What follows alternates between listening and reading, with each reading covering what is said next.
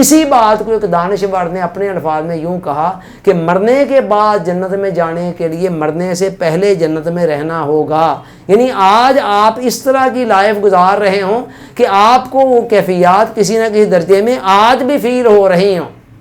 یہ ہے جنتی سفر.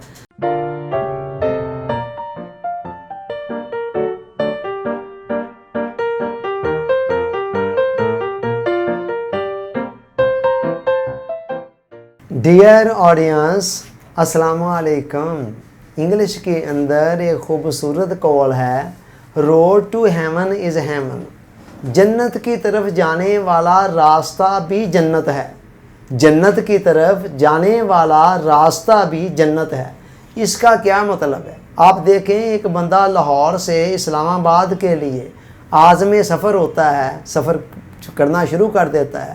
تو جیسے جیسے لمحہ بلمحہ وہ سفر میں آگے بڑھ رہا ہوتا ہے، چلتے چلتے راستے کے سائن بورڈز، دیگر علامتیں اسے بتا رہی ہوتی ہیں کہ وہ اپنی منزل کی طرف بڑھ رہا ہے.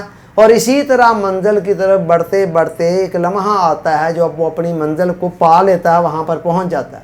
ایسے کبھی نہیں ہوتا ہے کہ انسان لاہور سے اسلام آباد چلا اور لمحہ بلمحہ اسلام آباد کی طرف جا بھی رہا ہے اور راستے کے اندر سائن بورڈ، دیگر علامتیں اسے بتا بھی رہی ہیں کہ ہاں بھی ٹھیک ہے، تم اپنی منزل کے قریب ہو رہے ہو، لیکن اچانک اینڈ پر دیکھے کہ وہ اسلام آباد کی بجائے کراچی پہنچ گیا ہے. یہی معاملہ انسانی زندگی کا ہے. انسان جس طرح کے بھی کام کر رہا ہوتا ہے، رفتہ رفتہ اس کے جو شخصیت ہے اسی سانچے کے اندر ڈلتی چلی جاتی ہے اور ڈے بائی ڈے انہی کیفیات کو وہ فیل کرنا شروع کر دیتا ہے. اینڈ پہ نتیجہ تو اینڈ پہ نکلنا ہوتا ہے، لیکن آہستہ آہستہ اسی سانچے کے اندر اس کی شخصیت ڈلنی شروع ہو جاتی ہے. مثال کے ذریعے سے بات کو سمجھیں کہ ایک بندہ پہلوان بننا چاہتا ہے، تو پہلوان بننے کے لیے جو کچھ بھی وہ کرے گا، جو غذا کھائے گا، جو ایکسرسائز کرے گا، پہلے دن تو پہلوان نہیں بن جائے گا، دوسرے دن بھی نہیں بن جائے گا، تیسرے دن بھی نہیں. ظاہرہ 2-4 سال لگائے گا، 2-4-5-7 سال لگا کر پھر وہ ایک قابل پہلوان بن سکے گا. لیکن ہم دیکھتے ہیں کہ کیا ایسا ہوتا ہے کہ اچانک ہی وہ جس حالت میں تھا اسی حالت میں چلتا جائے اور پھر ایک دن اچانک آ جائے کہ یک لخت وہ پہلوان بن جائے؟ نہیں، ہم دیکھتے ہیں ڈے بائی ڈے وہ اپنی حالت کے اندر بہتری کو محسوس کر رہا ہوتا ہے.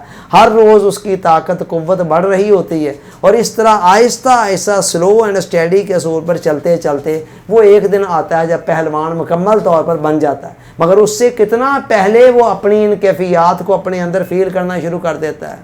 اللہ حاضر قیاس ایک بچہ ہے، اس کو عالم بنانا ہے. عالم بنانے کے لیے کسی مدرسے میں، کسی اسکول میں، کسی یونیورسٹی میں ڈالا جہاں چند سال اس کو لگانے ہیں اور چند سال لگنے کے بعد اس نے کسی مخصوص معاملے کے اندر کوئی ایکسپرٹ بننا ہے. تو کیا ایسے ہوتا ہے کہ وہ 4 سال کا اگر کورس تھا یا 5 سال کا یا 7 سال کا، تو 7 سال تک تو ویسے کا ویسے ہی رہا اور 7ویں سال کے آخری دن کے اندر یک لخت وہ عالم بن گیا؟ ایسے نہیں ہے. جیسے وہ پہلے لمحے سے چلنا شروع کرتا ہے، آہستہ آہستہ لمحہ بلمحہ اس کے قریب سے قریب تر ہوتا چلا جاتا ہے، ان کیفیات کو اپنے اندر فیل کرنا شروع کر دیتا ہے اور چلتے چلتے پھر ایک وقت آتا ہے جب وہ کیفیات اپنے کمال تک پہنچ جاتی ہے اور منزل کو پا لیتا ہے. یہی معاملہ یہاں ہے اور اس قول کے اندر جو حقیقت بیان کی گئی ہے وہ یہی ہے. وہ حقیقت کیا ہے کہ اللہ تعالیٰ نے خیر اور شر کے 2 راستے انسان کے سامنے رکھ دیے. اب خیر کے راستے کا انجام کیا ہے؟ اللہ کی جنت کی سرمدی بہاریں، اور شر کے راستے پر چلنے کا انجام کیا ہے؟ جہنم. خدا نہ خواستہ اللہ تعالیٰ ہم سب کو اس سے بچائے.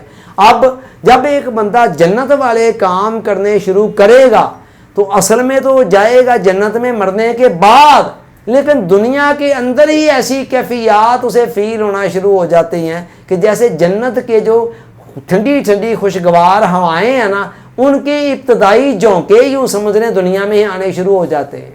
جیسے کہ آپ دیکھیں قرآن نے کہا الا ان اولیاء اللہ لا خوف علیہم ولا هم یحزنون. لوگوں آگاہ ہو جاؤ کہ جو اللہ کے ولی ہوتے ہیں ان پر نہ کوئی خوف ہوتا ہے نہ غم ہوتا ہے. اب خوف اور غم سے پاک زندگی اصل میں تو یہ جنت کا خاصہ ہے، لیکن اللہ کیا کرتا ہے کہ جنت کی جو یہ کیفیات ہیں، جو لوگ جنت کے راستے پر چل رہے ہوتے ہیں نا، ان کو دنیا کے اندر بھی ان کیفیات میں سے کچھ حصہ ملنا شروع ہو جاتا ہے. اب آپ دوبارہ اس قول پر غور کریں جو میں نے ابتدا میں پڑھا تھا کہ road to heaven is heaven, جنت کی طرف جانے والا راستہ بھی جنت ہے۔